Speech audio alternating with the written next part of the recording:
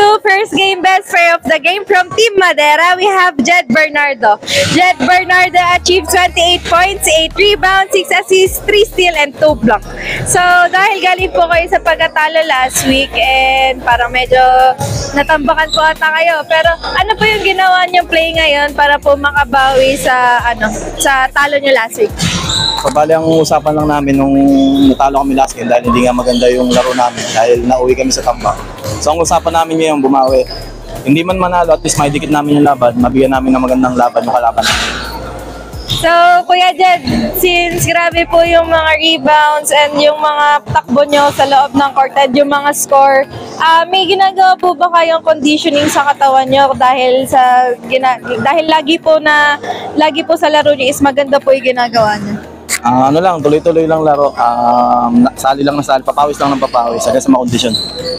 So lastly po, sino po yung naging inspiration nyo this game and sino po yung gusto nyong pasalamatan?